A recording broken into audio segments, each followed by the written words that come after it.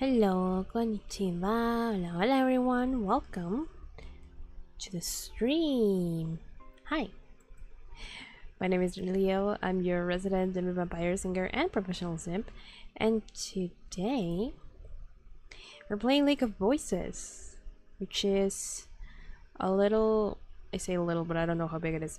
It's a horror, if I remember correctly, from the description, visual novel about, I don't know who our protagonist is, but basically you get to decide who lives and who dies in certain situations, but the like overall message is that you can't save everyone, which is cool.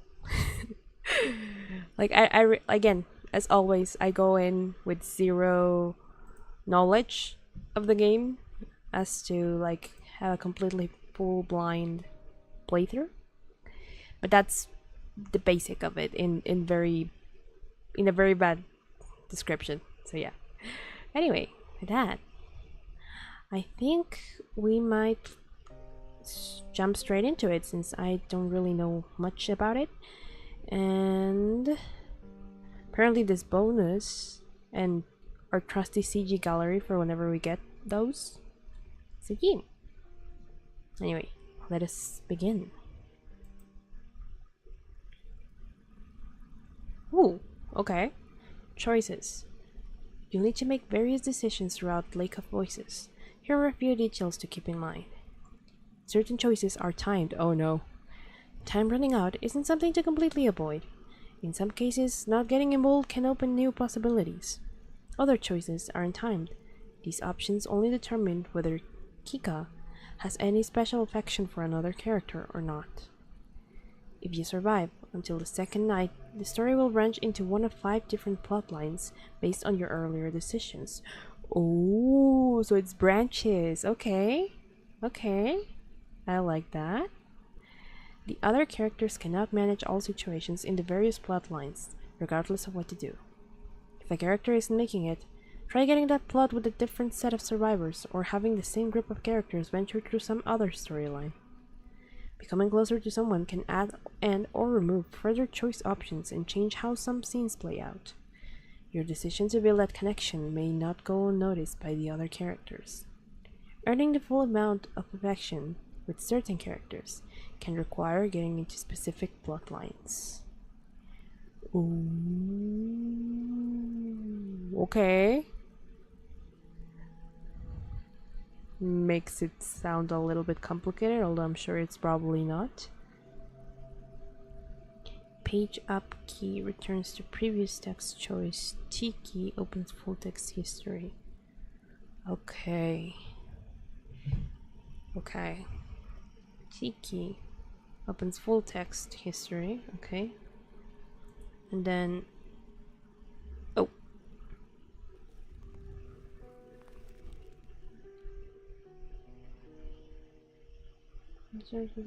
Hello, Tyler. No worries.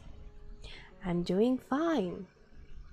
I'm a little eepy, but that's normal because I'm trying to manage my sleep schedule, which has been a little odd. But not as bad anymore, so that's good. Oh, I always right click on accident. But yeah, so far, like, you aren't too late. We're just starting, really. So, yeah, apparently this is a choices matter game, which is interesting. Alright. My grip on my lantern tightens as the fog around us thickens. While the forests in this area are relatively safe compared to Sinlos, I can't help but feel my hair stand on end the further we get. My free hand fingers the hilt of my sword. We have a sword? Something akin to a nervous reflex. Have you seen it before? Oh, there's voices. Hold on. They are a little low for me, so I'm gonna turn them up a little. There's voice acting. Alright. Seen what? Have you seen it before? Bemel breaks the silence, either sensing my unease or I've never seen this word before. Assuaging his own. I hope it's the latter. I haven't. I've had no reason to go near this cursed lake. By the way, guys, how's the volume? Because I feel like the voices are a little low on my end. But that might just be me. Because I feel like the music it's fine, but the voice volume is a little low. Please let me know. I haven't. I've had no reason to go near this cursed lake until now. What if you? What did he say? I forgot. Have you seen it before? The lake. Okay. He's asking if we've seen the lake before. The music's a little low and the voices in-game are incredibly low. Okay. Then let me just turn not the sound volume. Well, just a little bit. But music volume up a notch as well. How's that?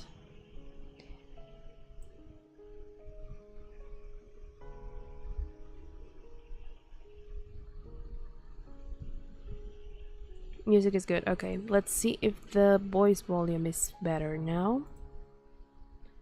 Bemel scratches his chin casually, as though I ask what his favorite food is. I traveled a long way around it once before. Not so pleasant. Something about it just frays your nerves. Although, even being near it is enough. The river. We're talking about a river. I think I'm gonna just a little bit more. Because now I feel like the music is louder than the voice. So I'm not the only one who feels it. A sense of relief hits me, but not enough to undo the buzzing of anxiety. The lake. Sinlos. Most tried their best to avoid it all their lives. The hundreds who die attempting to cross its unearthly black water, dragged to death by the creatures lurking within, aren't secret. No wonder you were assigned this mission. Okay, that sounds better for me. Does it sound good for you guys? The voices? The voices in my head? Or they're not in my head, they're in our head. I'm assuming then Kika is our protagonist because she was the one mentioned in the how choices affect the story section. Now I'm just gonna real quick while you guys tell me whether the volume of the voices is now better. I'm just gonna readjust this. There we go.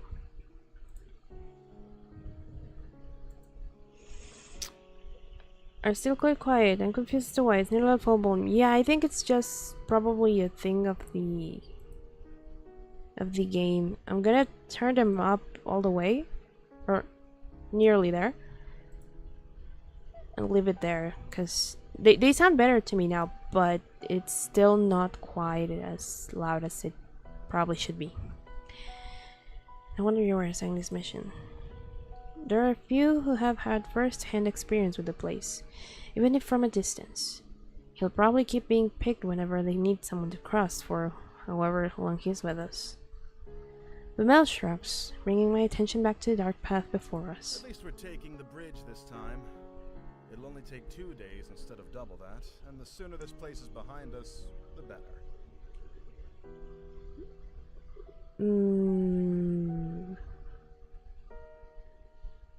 Okay. It would be preferable not to risk it. But time is of the essence. We don't really have a choice. Alright. I don't know which bridge we're crossing. Like I feel like I'm a little bit lost on the story. But or more like because it just started like that. I don't have any information other than what they just gave us about the lake, so I'm like a little confused.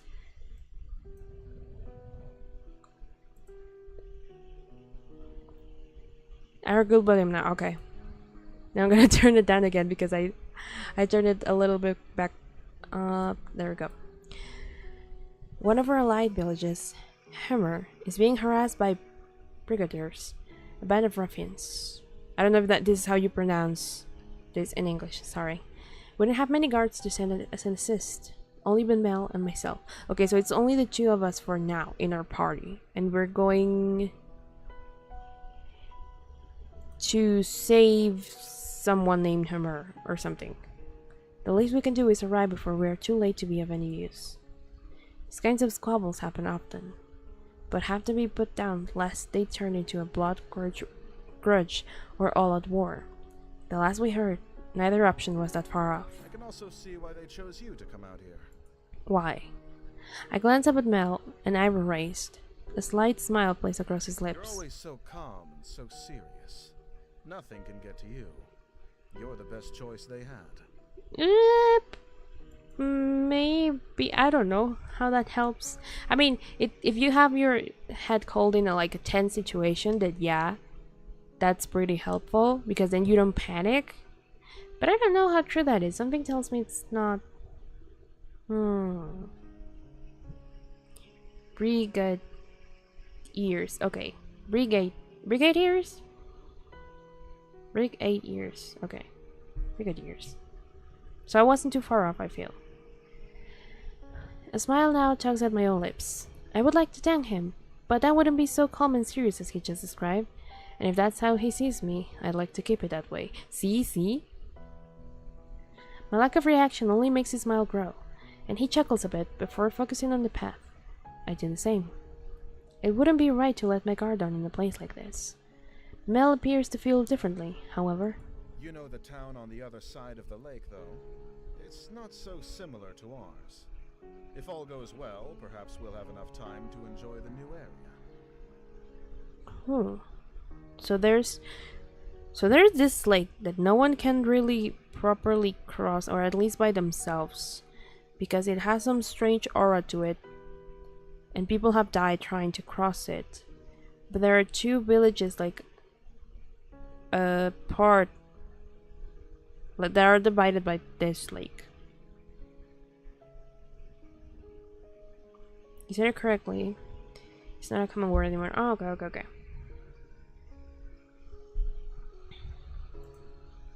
For the most part, I ignore him, nothing when applicable. But Mel is a talkative sort, and if chatting helps his worries down and his sword hand ready, I have no complaints. After a time, the thick fog surrounding us begins to clear. A slick, wooden dock comes into view, and with the sounds of water gently lapping at its sides. The Mel shifts beside me, stretching his lantern arm as far as it will go. He seems tense. Someone's already here. Uh-oh. A young woman stands by the dock, eyeing us warily. Does she intend to cross tonight? Evidently, she has the same question. As we step up next to her, it's clear she isn't simply passing by. She's waiting. The stranger nods curtly to us. Margaret. Kika the Steadfast. Alright, titles. Bamile. Bamile. Hello? And I'm here calling him Bamel. Bamile, then. Strong medieval vibes with this game already. Yeah. Yeah, what caught my attention at the beginning was that she mentioned she has a sword. And I'm like, oh, so we have swords. From the art that I saw on the cover, I thought it might have been like more modern, like the setting, but I guess not. There's a stuffy silence. Margaret turns to gaze out across the lake, expression unclear, with not so much to say. Bamel? How did he say again? I forgot already. And I do the same. Bamile, right? Bamile. I keep calling him Bell. From here, the black surface of the lake looks disarmingly calm. Wind rushes across the surface, a sound like whispering. Though perhaps it actually is whispering. I concentrate, trying to place the difference, searching for breaks in rhythm. After a few seconds, I feel foolish. It doesn't matter what the noise is, whether I hear them or not. We're not alone. The Nixie are out there. Nixie. A feeling that I can't quite shake tells me that they've already noticed a little group of people in their shores. It feels hostile. My stomach sinks, and I instead address Bamel. I don't know. I already forgot. Where is the guide? Unless he's on the center island, or on the complete other side, your guess is as good as mine. It's dark as pitch out. Bamile. Panic rises inside me. Panic I try hard to quell. We can't cross without him, and we need to get going soon. You can't cross with him either. Why? The woman behind us, Margaret, cuts in with something like a snort. What? I know the guide will be here tonight. I have already made arrangements with him to cross.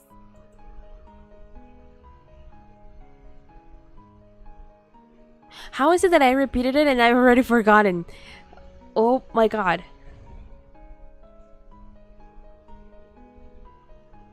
Bamile and I share a look. The woman seems haughty and willing to put up a fuss. I have his word he'll take me today. It would be wiser for the two of you to begin the trip around if you're really in such a hurry. Or you can make camp here and wait for him to make the trip back if you prefer. But why can't he take us all, like all the three of us? I don't need to turn my attention to Bamile to know he's riled up. I step in before he can say something rash. Even if that is so, my companion and I must begin the trip tonight. Margaret is unimpressed and opens her mouth to argue further. We'll wait for the guide to arrive before coming to a conclusion about any of this. Alright. She clamps her mouth shut, then lets out a sigh. You can do as you like.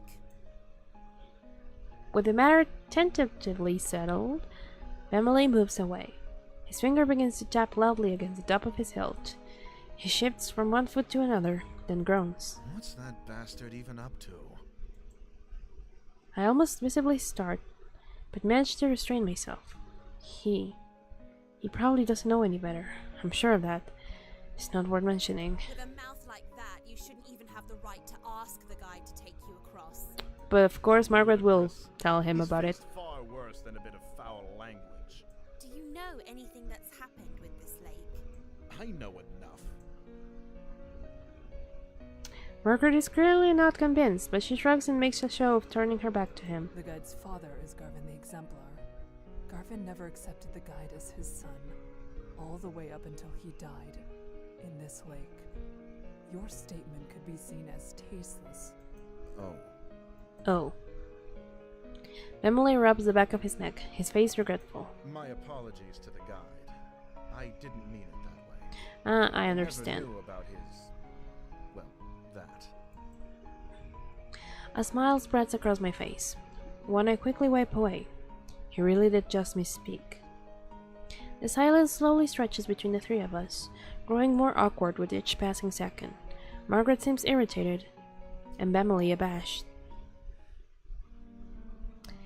OBS. The fudge? OBS, OBS, OBS, OBS, OBS, OBS, OBS.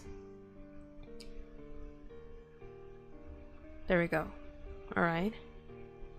Signal is back on. You guys can hear me, right? Did the stream stop at any point? It stopped for me a little bit, but it was because like suddenly OBS lost signal for some reason. I'm scratching my eye, by the way. You're quite infirm, Margaret. I'm sure you are forgiven, Bemel, or say nothing. Bemele. Not Bemel, Bemele. I think. Froze for a second. Okay, perfect. I mean, he feels guilty and that's why the silence is awkward for him. Margaret just doesn't seem to like us because she's going to have probably to share the trip with us.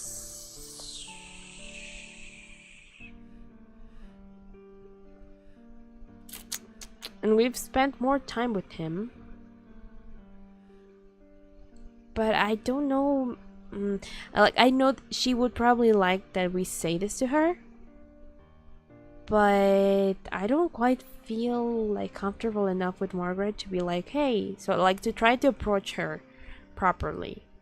So I'll just talk to Emily. I know you. You are brash but not intentionally cruel. I'm sure all is well. Alright.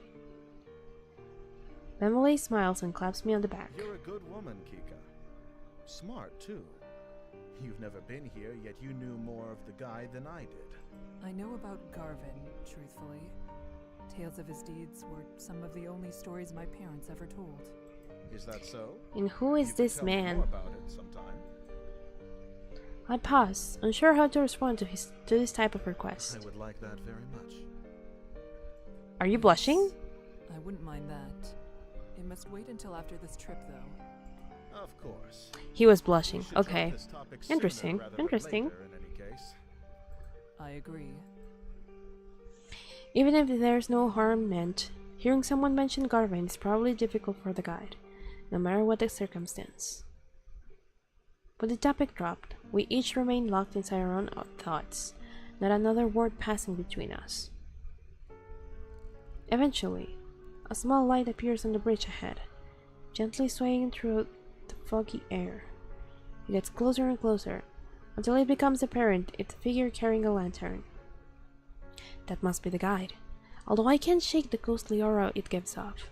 It reminds me of the supposed, like, how people get to the underworld in some stories, where there's like a dock kind of, and then a man with a lantern on a small boat like arrives and then takes you off into the underworld between the mist. So I kind of get it. The figure steps onto the shore, but we wait for him to approach us instead of going to meet him. None of us are sure how close to the waters we can get before it is no longer safe. Ooh. Pretty Squidward. Handsome Squidward. Anyway, he stops in front of us and simply stares. Are you the guide of Sinless?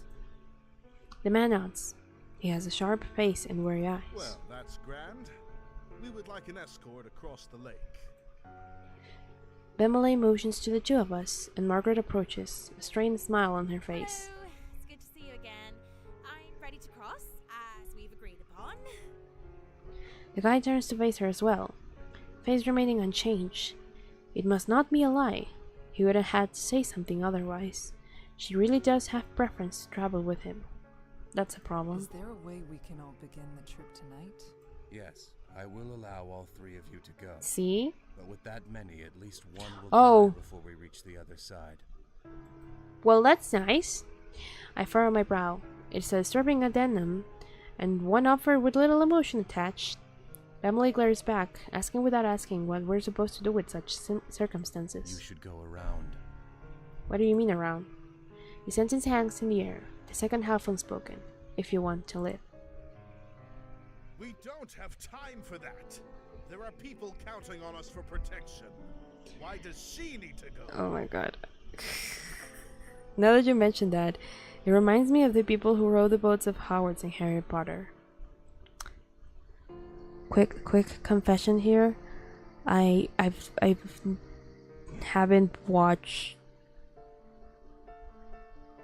most, or if any, Harry Potter movies like in full length, so I don't know. The only one I watched in full length back in the day was the Deathly Hallows Part 2. So the very last one. And prior to that, I had only seen like snippets of some of the other movies, and that was it. So I don't know. I have a Hermione one though, that I got at Universal once. Okay, so why does Margaret need to cross? He jerks a finger at Margaret, whose face contorts with anger. Okay, that was a little childish of you, my guy. I don't need to explain myself to you. My journey has already been put off once, and I was promised I could go today. I will be going under any circumstances. So, based off that, we know that she has like probably a very good reason to cross, because she's willing to put her life on the line in a way.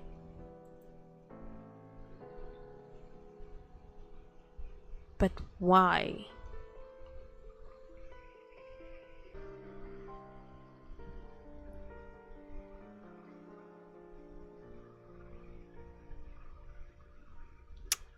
Are we back? Are we back? Are we back? Hello to the... Okay, perfect. I was gonna be like, to anyone inside the void, can you hear me? But you can. Okay, perfect. Hello, confused. Welcome to the Daily Sacrifice. I watched them when I was reading the books in primary school because they had already high reading age. So I didn't necessarily go out of my way to watch them. Oh, okay. And the hair there will be shawarma. Only if you know where that reference is from. Although, in truth, I've never eaten shawarma.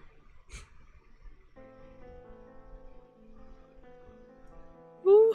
Sorry. I was yawning. Daily sacrifice? Not many of us. I'm sorry. It's just like the kneecaps. I can take them whenever I want. It's part of being a part of the coven or cult or whatever you guys want to call this. Anyway, I always tell Hannah, I don't know when I turned into a supposed evil overlord, but you know, I ain't complaining. I'll take the title with pride. You have not eaten... No, I never seen a place that offers shawarma here, if I'm being honest. I only know about it because of the reference I made. Leo's character development. She meets Bemel's eyes with a gaze of steel. He starts to speak, and she cuts in. An extra day or two shouldn't be that much of a problem for you. Whoever you're meeting can surely wait such a tiny amount longer. Patience is a virtue. Why are we being so judgmental of each other's situations when we really don't know why we're in such a hurry to cross? It could be trivial, sure, but if we're all like very adamant about how it has to be tonight, there must be a reason. So why don't we talk like proper adults, tell each other, hey, this is the situation, so we need to go? And in any case, If both situations are urgent, then it's just gonna be up to us whether one of us is willing to sacrifice themselves or not. Or if even the lake guy, I forgot his name already. Where's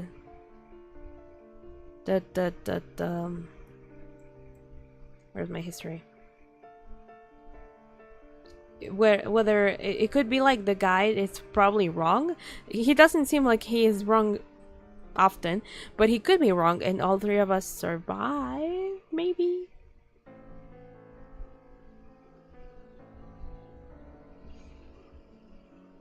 Is there a growing part of the way you remove kneecaps? Or is that just Connor being... That's just Connor being a demon, really. It's just... I've never said you can't regrow them, but... I mean, it works for me because that way I don't have to be... Like, if you are someone who can't regrow their kneecaps, I just take cons instead, so I can have, like, more stock for later, if I want to. So he's basically my personal kneecap provider at this point. So I need to buy a wheelchair. Maybe. I haven't taken yours yet. And I can always give them back if I want. But they're mine.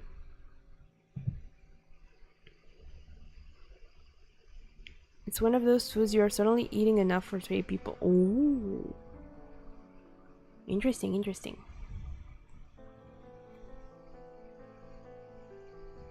That is a secret that the world might never know.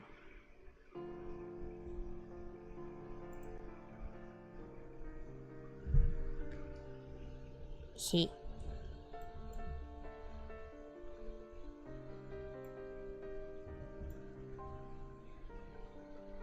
Anyway, my headcanon is that Leo makes a cool cape out of the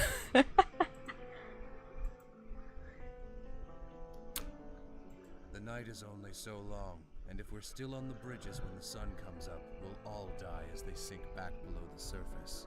If you don't decide soon, no one will be going. Okay. The guy is dispassionate, stoic. I would almost feel something's wrong with him if I didn't share the trait myself. No. Bamley pulls me to the side, jaw clenched tight. That woman isn't armed. His voice is slow. He darts a glance at Margaret. We can easily get her to back off if we make this into an actual fight. Why are you After so all, we have to go tonight, impulsive? yes. If one of us really is to die, it'll be her. Would staying be a worse fate than her death?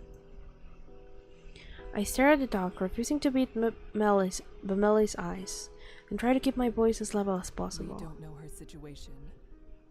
This isn't a decision we can make for her. I mean, true. What? Bameli leans in closer, apparently having missed what I said. I remove the sympathy for her in my response when I speak again. The guide won't accept something like that, I assume. His face is grim. Then what else do you have in mind? First of all, you and I cannot split up. Either we both stay, or we both go. Why? Right. That's not a question. I cross my arms, a hand on my chin.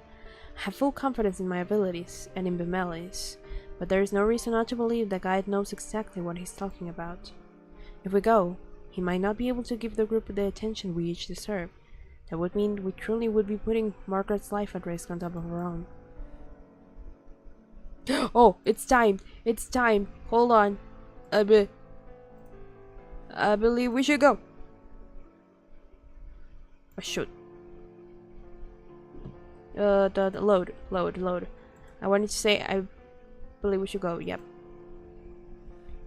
I believe we should go. And I believe you. Bameli's reply is firm. My steadfastness seems almost weak in comparison to its certainty. He addresses the guide. We shouldn't waste more time. Let's shove off. The guide slowly turns around, without even a nod to show his agreement. Margaret stares at Bameli and me, something of a resolve in her gaze. Then she follows after the guide. At least she didn't insist we stay We behind. should do what we can to protect her. It's our fault she's being put in even further danger. I mean, Exactly true. my thoughts. We will take care of everything.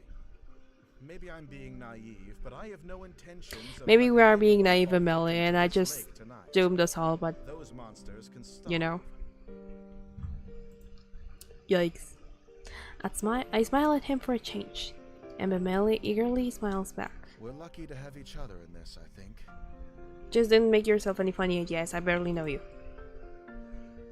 Although I like the music that started playing. He turns to follow the others across. I will protect everyone on this trip. I will. We will make it through this. The fact that we're emphasizing that so much gives me the vibes that that's not gonna be the case. You know, blood for the blood god, skulls for the skull throne, needs for the knee cape.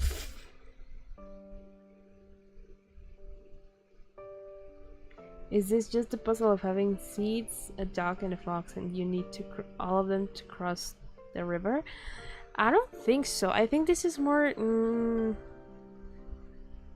The game said that after you make several choices, you will be put into one of 5 paths.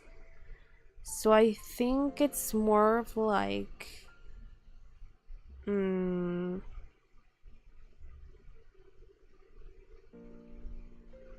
This is gonna sound very obvious, but like whatever you choose alters what happens to these people. So that's why it's like who lives, who dies, the title, because you basically get to choose in a way who lives and who dies by the decisions you make. Okay. As soon as I step onto the wood, the temperature drops.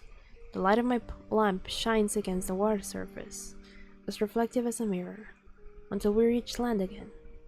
Death is only one small mistake away. We fall into line, with the guide leading the way. Margaret stays close to him, and I behind her, watching to make sure she doesn't slip on the slick, wet wood. Bemele brings up the rear. Each of us hold our lanterns in front of us, but it does little good. The fog is thick and nigh impenetrable, consuming the light as if hungry for it. I don't like that. Should just a normal Tuesday for you. Yeah, kind of.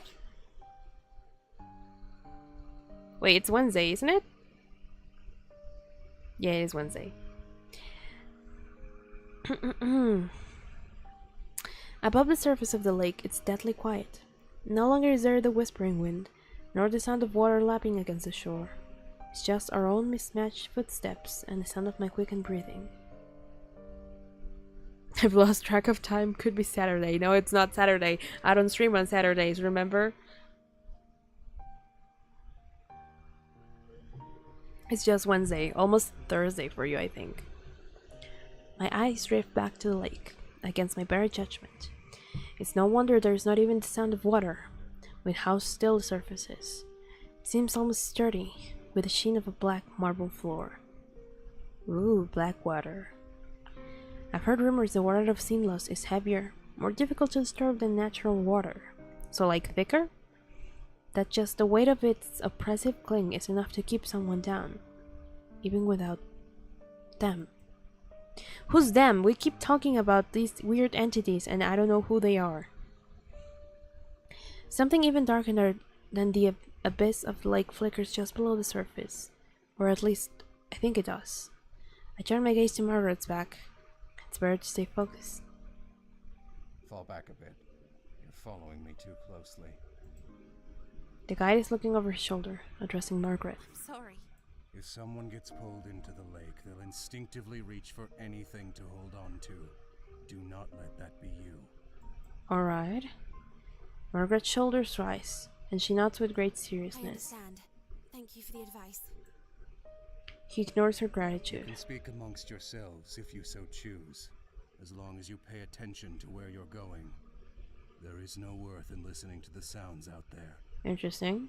If there's anything at all, it'll only be Nixie trying to set you on edge. What are Nixie though? Alright. Then, could you tell us your name? You didn't have a chance to properly introduce yourself, and I've only heard you being referred to as the guide. I don't have a name. Oh. Well, that's that.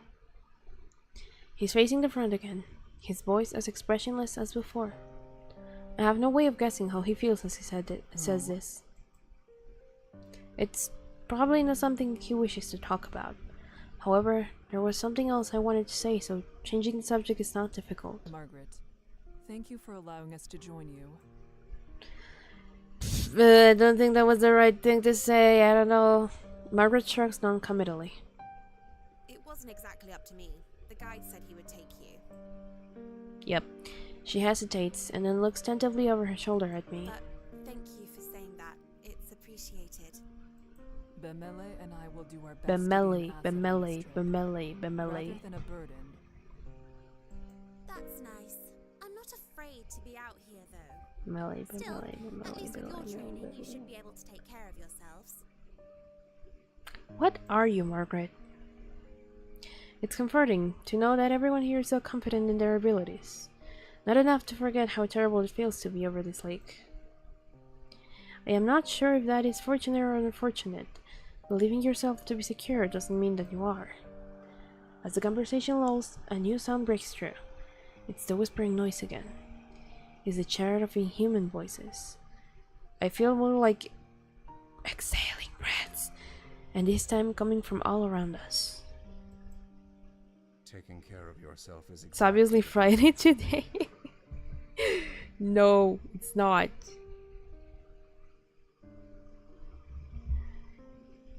It's exactly okay. Taking care of yourself is exactly what you need to do. The guide is speaking again, except louder, as if to cover the Nix's voices with his own. Work to survive at all costs, and hope that everyone around you has enough sense to do the same. That's the only way you'll make it to the other side. Alright.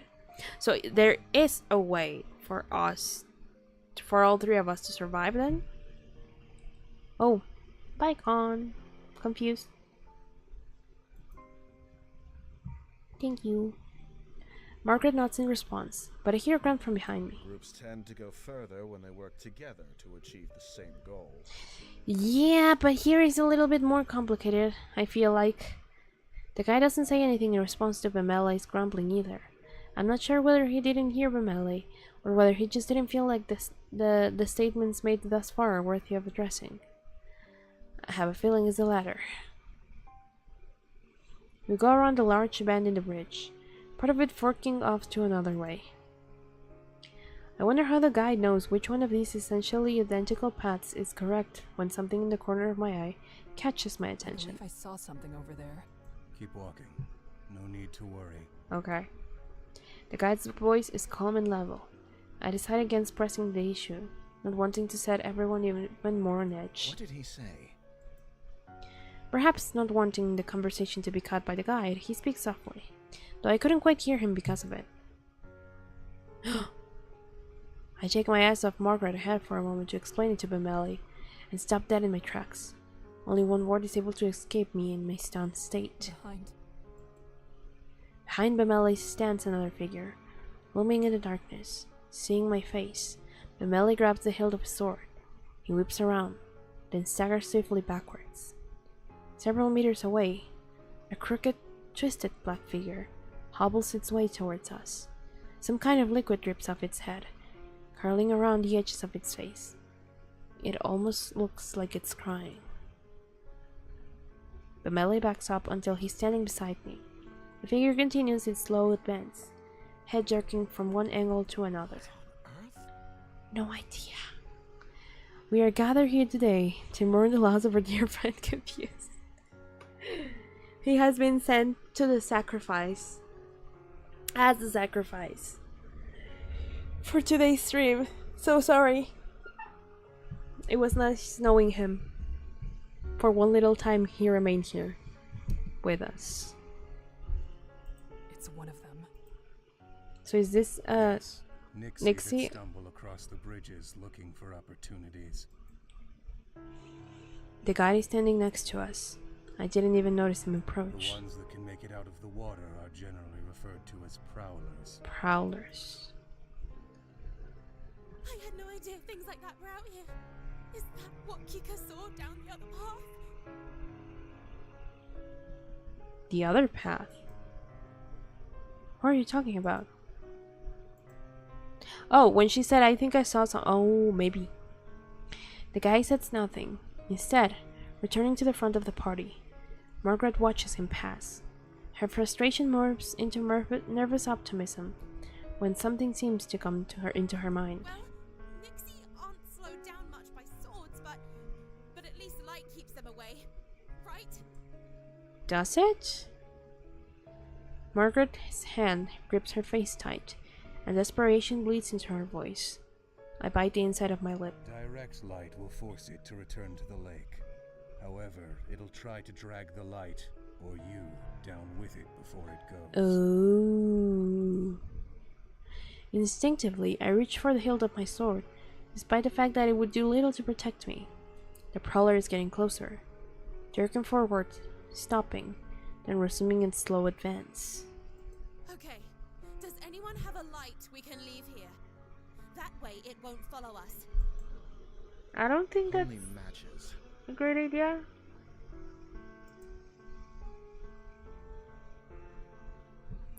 But Melly spits. He's the one bringing up the rear, so he's the most likely to be in danger if it keeps following. The guide, however, moves forward. Don't forget it's there, don't let your guard down, and don't get left behind. What? How am I supposed to keep walking with this thing at my heels? You said it wants to Keep attack. looking at it, I guess. Give it the chance. Bemelli spurs in anger, and the guide summarily ignores him. I subtly grab a hold of Bemelli's upper arm. Here, I'll lead you like this, and you can keep your focus solely on the prowler. Solely in Make the sure front. it doesn't get too close. Alright. Bemelli eyes the guide with unresolved hostility, but allows himself to softly sigh in relief. He gazes at me with At least fondness. there's someone I can count on. Despite the fact that I'm going against his advice, the guide says nothing more. It's clear now that he doesn't give a damn what we end up doing. Some part of me is glad for that. I want to help everyone make it through, and it would be worse to have to persuade the guide every time help was necessary. Kika, thank you. Yeah, don't thank me, just keep your eyes on the prowler, please. Bemelli places a gentle hand on my shoulder. Not seriously. That was a mistake then.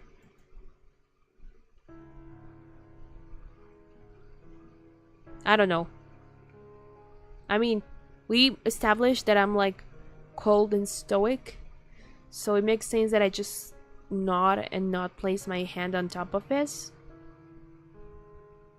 I feel like I probably should have saved, but he moves his free arm down. I fully link his arm with mine, and I'll properly settle, look forward. Margaret is following us. I can't read. Margaret is following the guide with some reluctance, turning back every so often to check on us. I wave my lantern to signal we're catching up. Margaret returns her head to the front and quickens her pace. With a tug of Bemelli, we start to follow them. The four of us continue cautiously over the bridges. Only this time the wet, squishing footsteps of the prowler join the sound of our own. In spite of myself, I grip Bemelli tighter. Bum, bum, bum, bum, bum, bum, bum. Are we back, chat? I don't know. Bum bum bum bum bum bum bum bum bum bum bum bum bum. I think we are back, so let us continue. The prowler walks without a set pattern, sometimes fast, sometimes slow. Takes long steps, then short ones. At times, it stops walking entirely. OBS try not to be a paid in the S challenge. Impossible, right? I don't know why it's suddenly having problems. Like, it has been a while since this last had been like an issue. Back at the beginning when I started streaming, that would happen often, and then it one day suddenly stopped, and now it's like happening again, but I don't know why.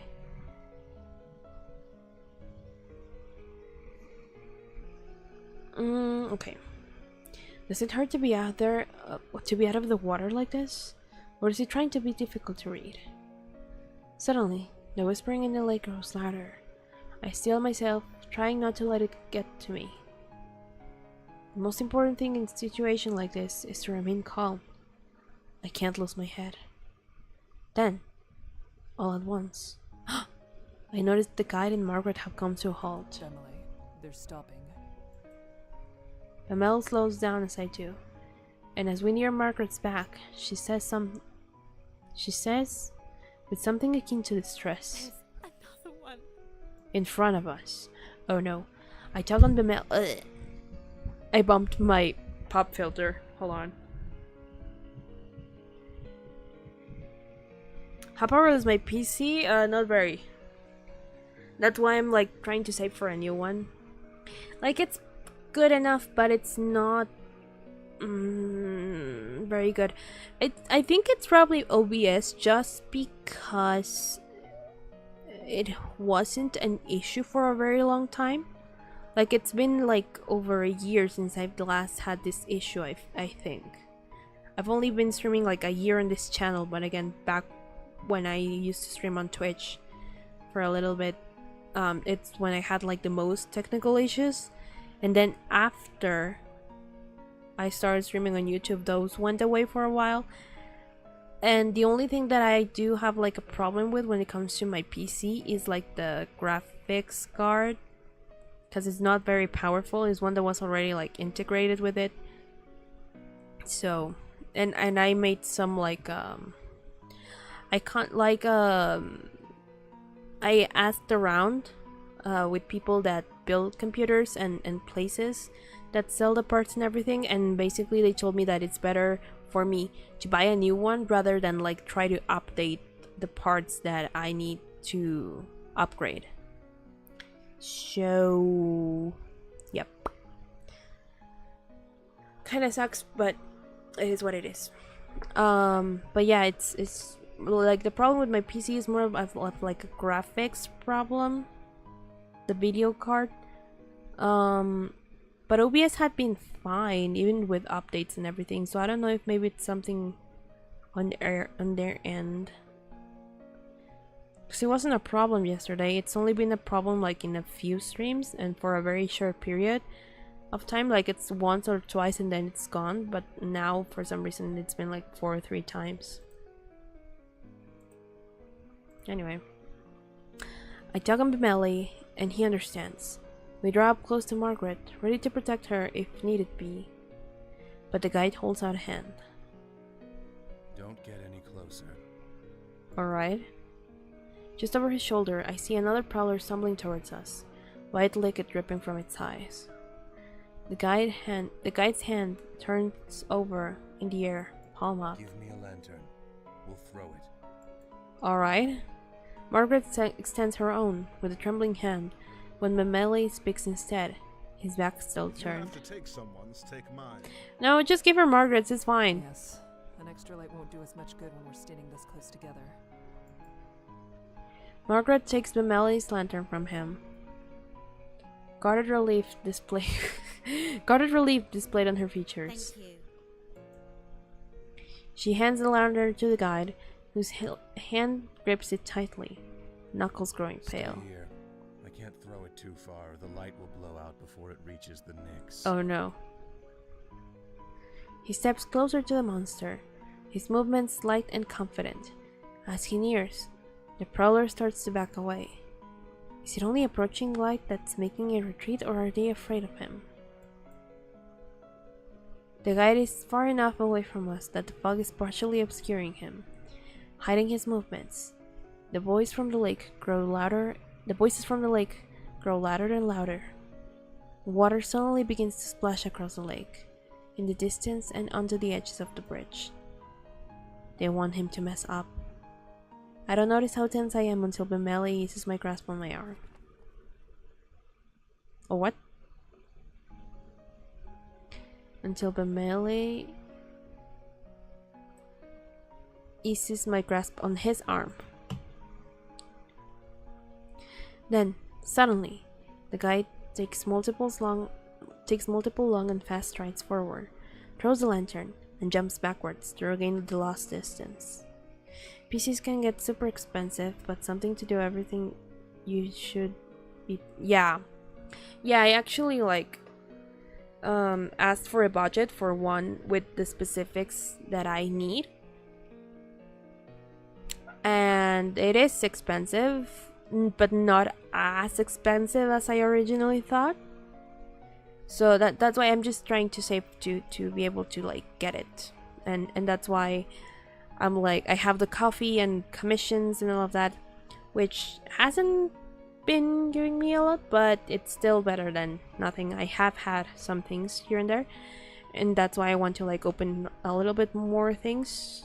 And now that super chats are a thing, that's also good.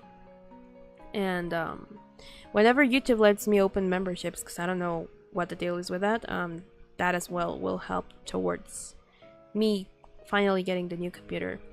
At the beginning, it used to be to like get a second monitor. I already have that. Now I just need to change like one of the cables to connect it to the tower of my PC. But other than that, I already have that, which is nice. But yeah, it's slow but steady steps, I guess. There's a sharp hiss, and then a deep splash, and the voices of the Nixie grow quieter, not silent, but quieter. A sigh escapes me, and the guide comes back to our group. We should keep going before it comes back. Yep. I glance at Mameli and realize he, too, is looking relieved at the guide before us. And then I see it. Oh my god! Yeah, I was gonna ask, like, what about the other one? The first prowler. It's still there. It's right there. I shift around, pulling Mameli behind me. The prowler lunges after him, barely missing Mameli, but striking my lantern instead. The fire goes out, and the two of us are plunged into an oh no. Are we dead?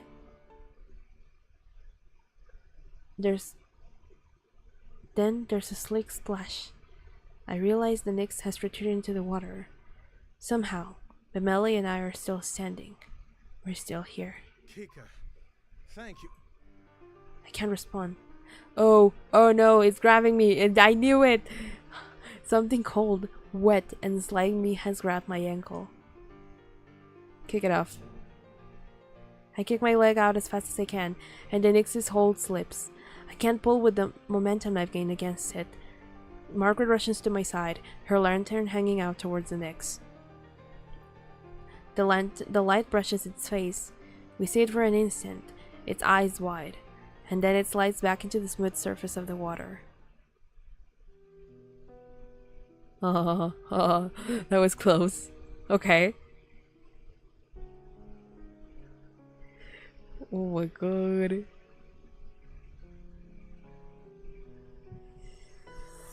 Yikes. Okay, I'm gonna read chat real quick. Thank you, Tyler. Yeah, we're getting closer. Exciting. But also concerning for some reason to me. Asm 4 doesn't watch ours is around the corner too. Kind of. I think it's definitely, I haven't checked honestly recently, but it is definitely over like 3,100 or something. So it's getting there.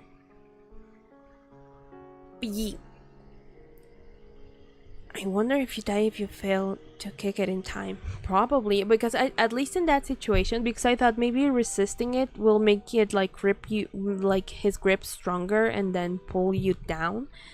But then again, if you do nothing, then it will just probably pull you down, I feel like. I need to watch for covers then.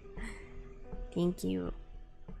Share around, let the world know of my existence, so they can all become part of the cult and give me their kneecaps. Kind of unwillingly, but willingly. Yay. Mameli grabs Margaret and I both, helping us towards the center of the bridge, and cussing under his breath. I only looked away for 1 second. It's fine, Mameli. We're all fine. Yeah. Are you actually alright? Margaret cocks her head down, examining my ankle. There's nothing but a wet smudge around my trousers. I am fine. I say that, though I don't actually want to let go of Bemele. I need to, in order to relight our lantern and provide us actual safety. But I feel such a strong desire not to be alone in this moment. I shake my head roughly and let go of him, relighting the lantern as fast as I'm able. Kika, thank you. Again. You saved my life. I won't let this happen again. Yes. Yes. It would be good for all of us to pay more attention. Yep. Like, I know we were distracted by the other one, but one of us should have probably kept, like, looking out for the one behind us, because clearly the guy just took care of that swimmingly. You know, so that's like... Suddenly, it seems like we're all on the same side. It isn't only Bemele and I. She's with us, more than simply presence. I mean, she did in fact help us right now, so... She's on our side in some way.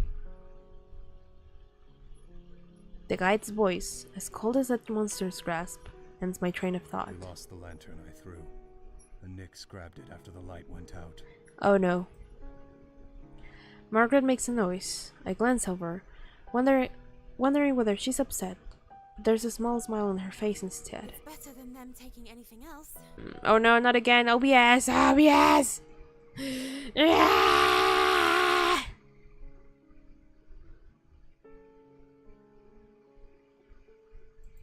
Am I back from the void of darkness?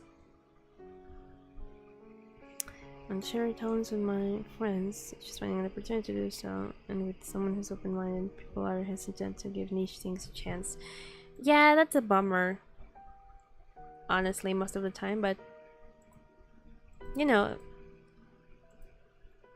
the true ones stay, I guess, in a way. After all, I've seen many people come and go.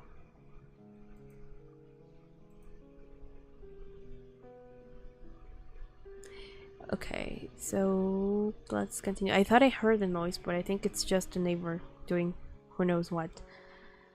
A nervous laugh bubbles up out of me, and just as quickly stops. Bemele chuckles in response, and our collective tension eases up, the adrenaline draining from our bodies. We need to keep walking. Yeah, let's just keep going. The guide starts down the bridge again, and we join him. I try to clamp down on the relief, the ease that wants to flood my head. It's not over. The prowler is gone, but so is Bemele's lantern. You can stay near me, Bemele. Bemele. Since your lantern is lost. I appreciate it. He's scared. Margaret goes on ahead of us. Bemele stays by my side as I keep at the end of the line. The breath of release for Margaret and Bemele is quickly swallowed by the somber atmosphere of Sinless as well, replaced by the gravity of the near-death experience. Never mind celebrating his survival. Something like that shouldn't have happened in the first place. The memory of the prowlers reaching out towards us appears each time I close my eyes. Why does it look like something's dripping down their faces? The prowlers are on Margaret's mind too. Looking at her pain expression, it's as though the moment of relief never existed at I'm all. not sure. Me neither. Something's wrong with them, though. You think? They live in water. Air shouldn't be good for the things, but they want to drown humans so much they're willing to drag themselves around on land? It's not right. Oh my god. I mean, kind of. He kind of has a point. Of course it isn't. They are monsters. They likely do not understand even the concept of right or wrong. Well, I don't disagree that there's something very wrong about them. I truly hope that's the last we'll see of the prowlers. I don't know about that. Something comes to her mind, causing Margaret to end her part of the conversation early. You. Since you two have to share a light, wouldn't it be safer to be in the middle? But what about you? Margaret stops and waits for Bemele and I to reach her position. That way, you'll catch the edges of my light and the guides, and it won't be so dangerous if Bemele loses his position momentarily. That's a very kind offer. I don't know. I don't like it. I don't like it. Like, it makes sense, but I don't like it. But Melly's surprise is so apparent, I want to cover his face with my hands to stop him from insulting her. She merely smirks. I think Margaret might be surprised with herself too. But Melly returns to his usual surety. As thoughtful as it is, I, at least, am fine with bringing up the rear. I'm used to keeping watch for monsters, and since there are two of us, I can pay attention to the back while Kika focuses ahead.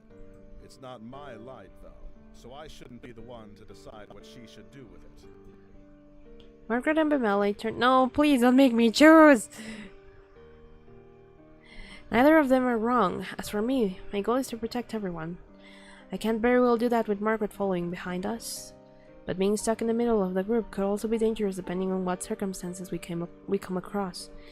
Getting pinned here by the enemy would be an almost sure death, no matter how experienced Bemele and I are.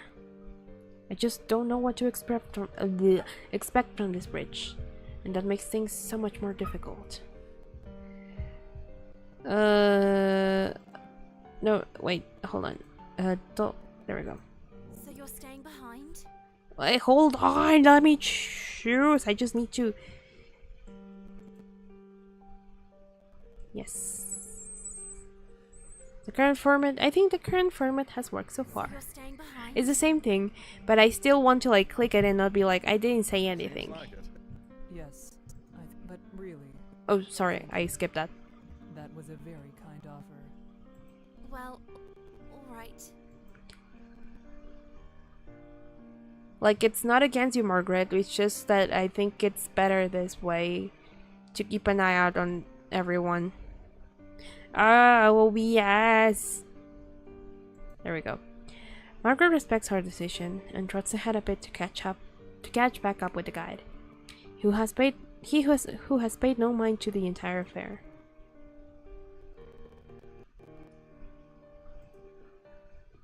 So, I don't want to sound like a child, but how much No idea, my guy. I'm on the same boat as you. There's definitely a being under the bridge. I think they're called Nikki, but we don't like. It's just we just know that they are the things that are like in the water, and when they come out of the water and onto the bridge, they are now called the Prowlers. But we still don't know exactly what they are supposed to be, and I'm assuming it is because not even they really know. They just know they exist.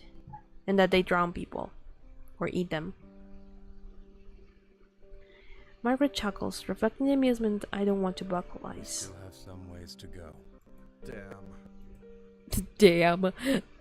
I suppress my laughter yet again at his pouting response. The gloom under dissipates slightly. The light flickering through the fog. The first trial tends to be the most difficult. I believe we will only react better from this on. I sure hope so. Like the way you think. I sure hope so. Then a gleam enters Bemele's eyes, and he grins. I think Kika deserves around applause. Her quick reflexes are her utmost appreciation. I was just trying my best.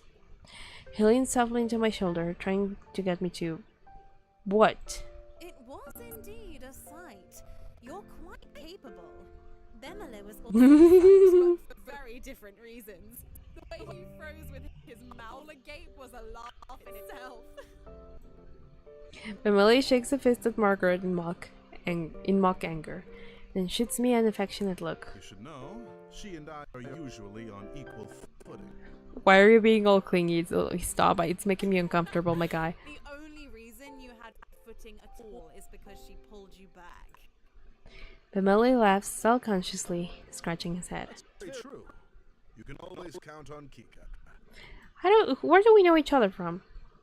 Like, from my understanding, the beginning of this story was really just this mission, whatever it is the first time we're meeting each other. So, how do we know all of this? I keep my eyes steadily ahead, unsure how I should respond. I am pleased, almost grateful, to hear what they think of me, but I don't know what I could say that wouldn't seem pathetic. Instead, I contribute the best way I can. I keep my focus on the path ahead of us. Without a response from me, the conversation quickly dies out. Still, It eases my heart to be on such friendly terms with my companions. All the more difficult it'll be when they die, haha. After some time, I notice Margaret isn't keeping up with the guide as much as she was before. I realize it's because the guide has increased his pace. Margaret begins to jog in an effort to keep up with him, and Bemeli and I do the same. Despite this, the guide keeps getting farther away. Oh god, no. We go faster and faster. Until suddenly, we're full on sprinting across the slick wooden boards. Figures in the dark fly past us at a blur. And it occurs to me the branching paths in the bridge appear to be... sinking? Oh... I try hard to swallow my rising panic. The guide shouts something, but it's drowned out by the frantic pounding of her footsteps. I'm trying to piece together what he said. Don't stop, turn? When he takes a masterfully sharp right down a different path using his own momentum and the slick wood to slide into the new direction with no loss of speed. Margaret must not have worked out the warning either, as she is completely caught off guard by the guide's changing course. She runs straight ahead, past the turn, and continues out the path we've been following up until now. She clumsily begins to hold her momentum down the wrong bridge. Then I come up on the fork. Oh no, please save. Alright, I'm not gonna do anything for now. I keep straight ahead, not making an attempt to go to the correct direction. The Mel seems to fumble slightly, but stays close behind me and then in the light. I inwardly apologize. I come upon Margaret, who nearly runs into me in her efforts to turn around. Her face twists at the sight. I ignore her and move to face the other way. The path we came from is disappearing into the water. It's sinking. Margaret holds up her hands, but I grab her and spin her towards the path the guide is on. Alright. Just go, keep running. I practically shove her, and without further hesitation she takes the leap.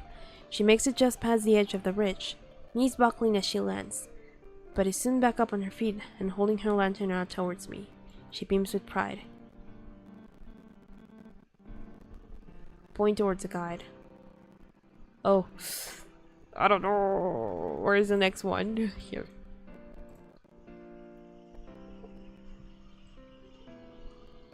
At least we haven't lost our friends yet. True. If they all split up on separate paths, it becomes a horror game. It's supposed to be like a horror visual novel because of the monsters and all. So far, I'm feeling more like the sense of urgency rather than like scared. But... oh. Accidentally unplugged my headset. Anyway. Point towards the guide. I gesture down the bridge to the guide's rapidly fading light. Margaret slowly nods and then runs after him. Here. I offer Bemeli my hand, tightening my grip on my lantern. Bemeli accepts the offer, giving it a brief squeeze. A tight smile plasters itself across my face as I try to calculate the distance between our bridge and the other. Then, the ground starts to shake more. Jump. Yeah, I was gonna say, just both of you just jump, please. We dash to the bridge's edge and leap. Cold air rushes past my face, winding its fingers into my hair. For an instant, I think I see something moving under the surface of the water. Then we land on the wooden bridge. Bemeli lets out a sigh of relief as we both quickly get fully back on our feet. Stay close. We need to run. I'll be right behind you. Please don't let go of my hand. I take off, not bothering to ensure Bemeli is staying true to his word. I know he'll follow. The guide's fading light bounces in the distance, a clear signal that he's still running. I focus everything I have on catching up. Slowly, we begin to close the distance. As the night wears on, our strength rapidly fades. Even my stamina is being challenged. I can't imagine what this must be like for Margaret. She's holding her side as she runs, clearly cramping from the exercise. How much longer will this last? People have to rest sometime. Almost as if in response to my thought, the guide abruptly halts. I skid to a stop as well, sliding on the surface of the wood. Why did we stop? Bemeli's voice is tired, but his guard is up. The guy doesn't answer. She stares at something slightly out of view. I step up to join him, following his gaze farther down the path. A boy. No, another person that can join our party and then I can potentially kill. Oh god. There, curled in a little ball, illuminated by the lantern's light, cowers a person. His hands grip his head, and he rocks from side to side, mumbling incoherently. It's a man. Well, I said a boy, but you know. Sorry. I'm sorry. I'm sorry. I couldn't. I just couldn't. What did you do? Sorry. Who died under your watch? I'm struck with an array of questions. What is going on? Why would he wander out into these bridges on his own? Did he make it this far by himself? Were there others with him? If that's somehow the case, I can blame him for the state of shock he's in. The man stops mumbling. He glances above him, seemingly only just now having the strength to lift his head. His expression, the deepest sadness, along with the clear markings of terror, are scrawled across his face. I stare at him in shock, not sure what to do. Leave him. What?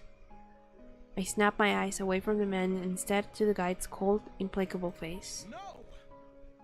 We can't just leave him here. We've managed fine enough already, and these creatures will probably pluck him away as soon as we've gone. Without light, it's certain. I was gonna say, like, he doesn't have his own lantern, right? He So, won't make it regardless. huh. The guy turns to look at us, his eyes seeming to glow from the closeness of his lantern. For the first time, I feel comfortable in his presence. Whoever shelters him will only risk dragging themselves down with him. Leave him. I glance at the others. Bemele is outraged, but Margaret is staring at the man with something like fear. She's uneasy, but she doesn't voice her concerns. I'm trying to think of some kind of compromise when the guide speaks again, his voice cutting. If the man comes, then whoever is shielding him will have to remain at a distance from the rest of the group. Far enough that you can't see me, just my light.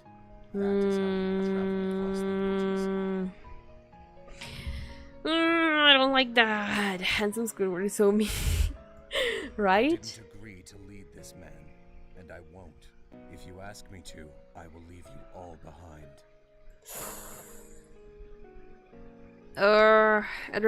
Adrenaline surges through my veins, and I tense up. It's a painful reminder that the guide isn't here to save our lives, but merely to show us the way. We're on our own. Margaret, Bemele, and I frantically share more looks between each other, trying to communicate without words. None of us have a desire to speak and be the first to make a choice. The man is standing now, though still hunched with his arms wrapped around himself as if expecting a blow. He stares at the ground rather than at us. Because of this, I'm having trouble reading his face.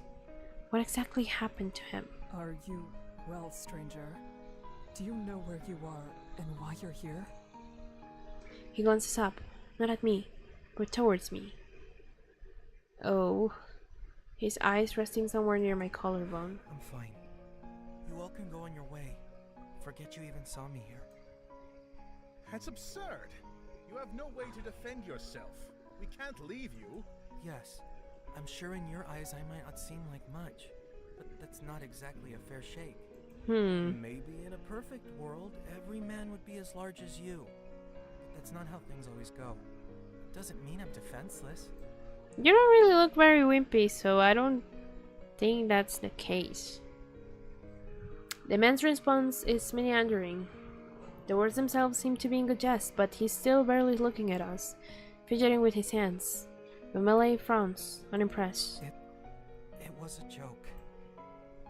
He smiles hesitantly, making eye contact with each of us for the first time. What part of it was supposed to be the joke? Do you even realize what is happening in this moment? Never mind. Forget that too. Point is, I'm alright. You were curled up in a ball when we met. Exactly. Something must be wrong with you. Oh no. Sounds like you've been talking with my father. What do you mean? He lets out a weak little laugh coupled with an eyebrow raise, voice trembling. No one really knows what to make of this. The man gives a small wave and begins down the path we came. Bemele huffs, tossing his hands into the air. That's not even the right way. It could be if he's trying to get to the side we came from. He must have come quite a Emily. ways if it was the other shore that he started on.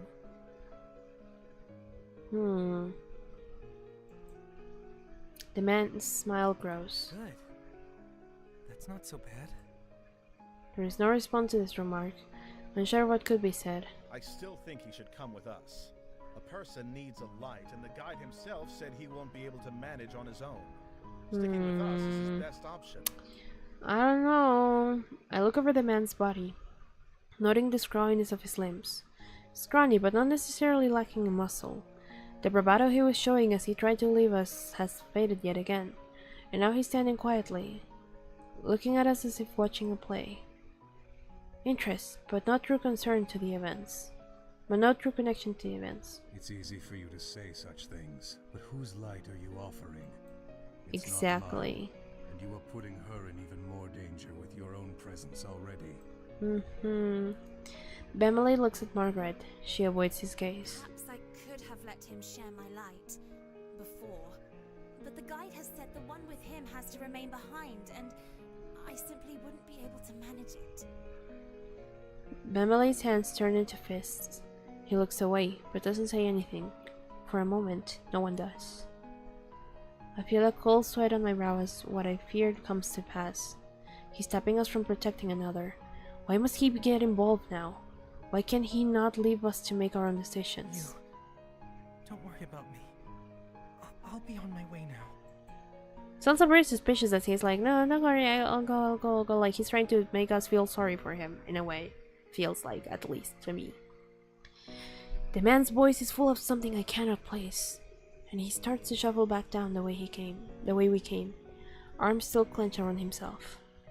Margaret might not be able to take him, but there's another way this could be solved. I could stay back with him. It'll pull Bemele and myself at significantly more risk, but at least this man will stand a chance. I say we do nothing. I can't risk it. Margaret and Bemele stare at the man as he leaves. We all watch him drag his little frame down the bridge, quickly fading from sight. Because we need the light from the guide. Like, we need the guide at the end of the day because we don't know where we're going. And if we take him in, he said he'll leave us behind. So, we can't really. We had to let him go. We've only barely been surviving so far. Space the man vanished into his dark and silent. We can see and hear nothing of him, not even his footsteps. Maybe we should call him back. We can at least give him directions. Tell him what paths we've been taking. It's not going to make any difference. Yep. We can't give directions when the bridges we were on might very well have sunken away. True. We shouldn't focus on what might become of him. He has his own path to follow, and we ours. We should focus on what we're doing now. True. Of course, it's not really a might, but we have to get through this somehow, and being weighed down with guilt will only distract us. The guide starts moving again at a quick pace. After a moment's hesitation and one last glance into the truly lifeless fog, we run to catch up to him. We walk onwards in silence. Our party hasn't changed. The stranger was never added to it, so it's not as if it makes sense to miss him. But there's a sense of loss all the same. No one even attempts mirth. I keep thinking I should have done more. Should have pushed the guy harder to change his mind, so it was less dangerous to keep the man around. Something. Anything. But I have to let this go. I'm not going to forget that man. I'll never forget him. But we still need to get through this. I curl my hands into fists, hoping it'll strengthen my resolve. Then I push forward. We turn down a different path, and the guide stops. There's more. Ahead of us stands a group of prowlers. At the sound of us, they turn their heads in unison, as if they knew we were coming. I inhale. Not again. The prowlers wriggle somehow, their skin moving more slowly than it should, sliding across their skeletons. They laugh. We already already lost a lantern and it's only our first day. We can't keep doing this. How many days does it take to cross this path? Yes, we can't lose a lantern at this point. We're almost to the island. Okay. The guide rummages through his coat with his free hand. What are you planning? Memele's tone is borderline threatening, but the guide ignores him. He pulls out a small pouch, then opens the latch of his lantern. Wait, are you going to throw that at them? What if the bridge sets on fire? It will. We're going to run. Alright, sure. This is insane! These bridges are hellish enough without them also being on fire. And what about the other man? If he's still out there, this could... He's dead. We're not losing another lantern. How do you know he's dead? He says it with such detached certainty. Inevitability, the price one must pay. Why? What is that same achievement? I don't like that. He says it with such detached certainty. It's as if he saw it happen himself. No one argues with him. The guide steps closer to the prowlers. We fall into step behind him, staying close to his back. He bends his lantern back down until it is lowered to his outstretched arm. The pouch in his hand is set aflame. With a practiced flick of the wrist, he swings the staff back and up. The glass on the lantern snaps closed. Don't get left behind. He takes 3 quick steps, then tosses the pouch. The prowlers are back in the water before the pouch even lands. As soon as it does, the fire starts to lick and curl itself around the wood. The guide breaks into a sprint, and so do the rest of us. The blaze grows despite the heavy dampness from the lake. These bridges aren't normal bridges. Of course that's true. Nothing here is right. Hopefully they won't collapse with the flames. This bridge is on fire. We stay on the guide's heels, almost too close for comfort. If he stops abruptly, we'll all crash into one another, maybe even fall off the bridge. Then the world tilts. It was mid-stride when I put my foot down. The bridge isn't where it was. It lurches to one side, either because it was weakened or pushed. Memele and I managed to keep our ground, but Margaret falls to the ground. At least, I thought that was what happened.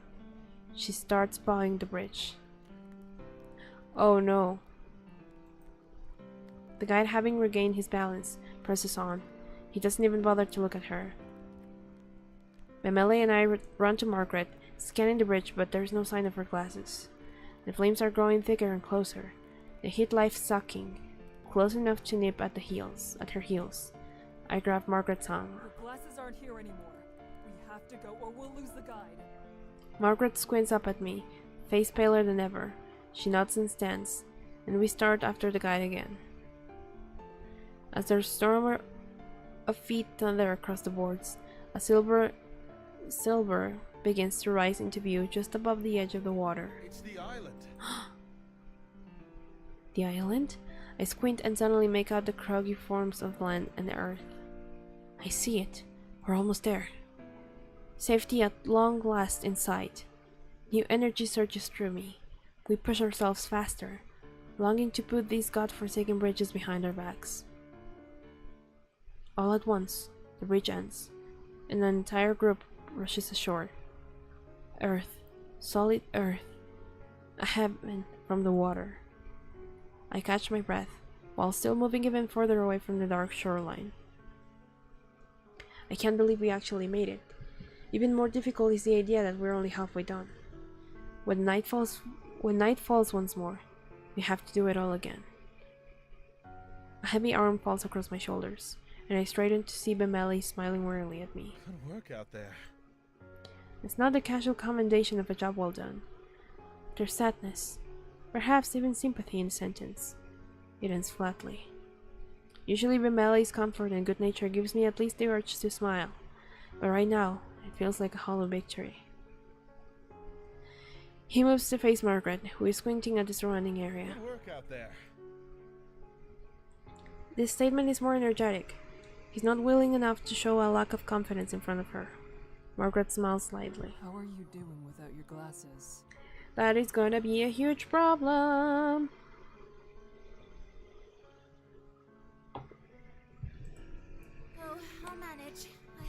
after all. I'm not completely blind, thankfully, so I can muddle my way through. There isn't anything much to see out on those bridges. As long as you stay away from the edge, you should be as safe as you were before. That's true. It will be fine. I don't know about that. And then the guide is there. He moves so smoothly that his steps on the soft sand are nearly silent, and his dusky clothes blend with the thinning of the light. The sun will rise soon. The fire on the bridge is the only reason this island isn't overrun with prowlers right now. However, they could still pose a threat. Is that why you decided to set the bridges on fire? To make the island safer? The guide looks at Margaret. For what I suddenly realize might be only the second or third time in all night. Setting the bridges alight isn't an uncommon strategy. It has many uses. So, do they like restore themselves? He walks away, Margaret frowning at his retreating form. Come. The guide takes us to an area a bit further inland, but not far from the water. Trees partially obscure our location, and there is enough room to catch the coast in case prowlers start to emerge from the water. Essentially, it's a place where an ambush would be hard. If any of you see anything at all, speak up. We don't want them to sneak up on us. True. Almost automatically, each member of the group turns to a different direction. For a brief second, I feel a flicker of pride. This night might have been awash with mystery, but we're still here for each other. As the sky continues to fade, from pale purple to a muted blue, the water stays silent. For the first time, nothing happens. It is a miracle. Suddenly, my chest is lighter and the air is fresher. The first pricks of light appear over the horizon, stinging my eyes after such a long journey through darkness. A sound catches my attention and I move my focus towards its direction. The guide is opening the latch on his lantern again. He gently, almost respectfully, blows out the light. We no longer have to worry about the Nixie. It is over for today. They might want to set up a base. Yeah, like it seems like this is the middle point where, or like the checkpoint where they stop for the day, because I don't know why he's mentioning that they're like more dangerous during the day for some reason. And so they camp here for the day, and then on the night they have to start all over again in order to get to the other side, I'm guessing.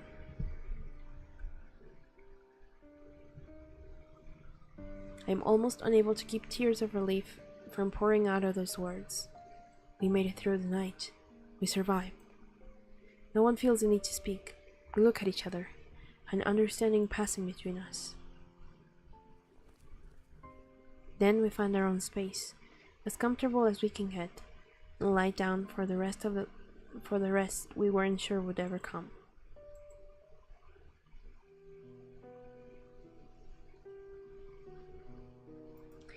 Alright, I know it's only been an hour and a half, but I think that's a good place to stop and maybe continue next week. This is like, it has a little bit of a slow start, but I like how it's been like ramping up with the with the chase of the prowlers and all of that.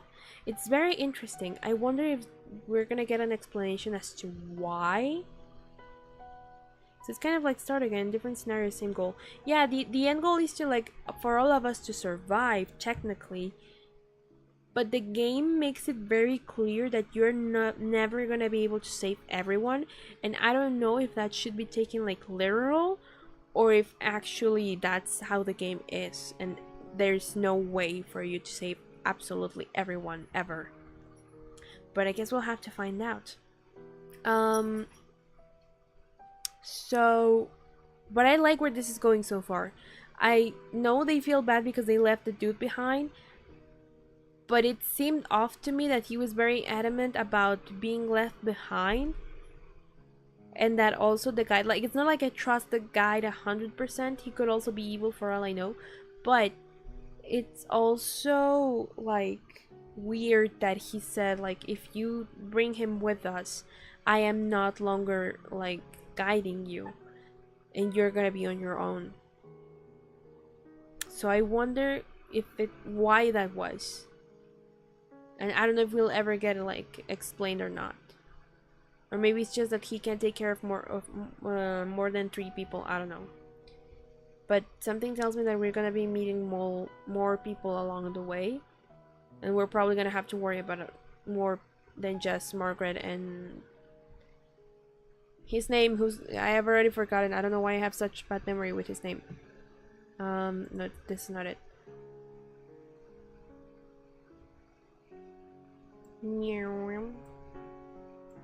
Wait, where's my Benelli? There we go. Maybe he was gonna turn into a lake zombie, so we had to leave him. Maybe. Yeah, Benelli. There we go. So yeah. Interesting all in all. I'm really excited to see where it takes us. But for now, I'm gonna have to leave it here because I need to keep doing some chores and also get back onto editing stuff for the channel. So yeah. With that, guys, thanks so much for coming. Thanks so much for being here and giving me an hour and a half, almost 2 hours of your time. I hope you had fun. This was surely very interesting. And I will see you tomorrow with Omori. Our first playthrough of Omori. I'm very happy with the thumbnail, by the way. I really like how I made it. So, yeah. But with that, I will be directing you towards the end screen before I keep yapping. There we go. But yeah, guys, I'll see you tomorrow with Omori. And yeah, I think that's pretty much it. Let's see. I love the Omori thumbnail. Thank you. I guess we'll see where that story also takes us. So, yeah. Anyway, bye-bye, guys. Bye! Also, I'll keep you updated on the whole Sans thing. I think I might know now what I want to do, but I'm still not sure. I'll see. Anyway, bye-bye, guys. Bye!